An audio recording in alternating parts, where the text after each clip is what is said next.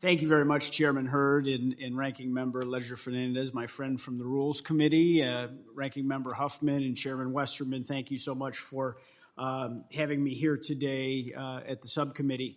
My legislation, H.R.7065, the Seneca Nation Law Enforcement Efficiency Act, it corrects a mistake Congress made in 1948. During that year, Congress granted New York State automatic criminal jurisdiction over the lands of the Seneca Nation, despite the federal government's treaty and trust responsibility to the Seneca people. In practice, that decision shifted primary enforcement authority to the state and sidelined the nation's ability to oversee criminal justice matters affecting its own citizens. It was a direct assault on the sovereignty of the nation. For decades, this arrangement has left no one fully accountable. When responsibility is split and authority is unclear, problems fall through the cracks and enforcement gaps emerge. And criminals know it. Drug traffickers do not care about jurisdictional lines. They care about weakness.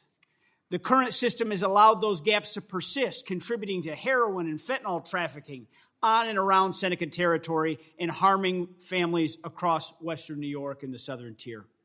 H.R. 7065 fixes that.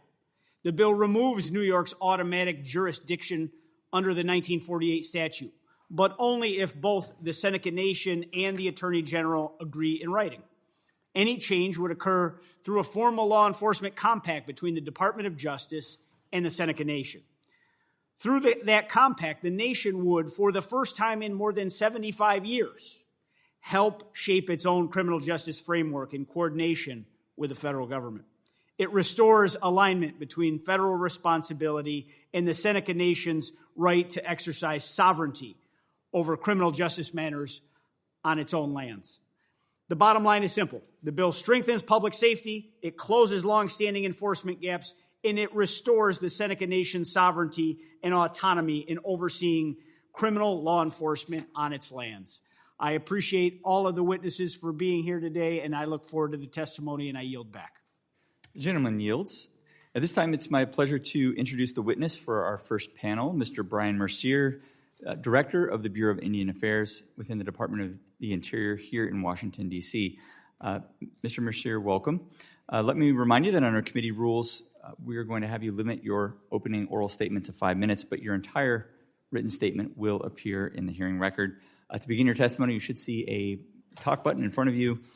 When you hit that button, your microphone turns on. We do use timing lights. Green means go. Yellow means you have 1 minute to complete. And red means your time has expired. And when you see that red light, I'd ask you to either wrap up your statement or any answer as quickly as possible. So with that, Mr. Mercier, welcome again. You are recognized for 5 minutes.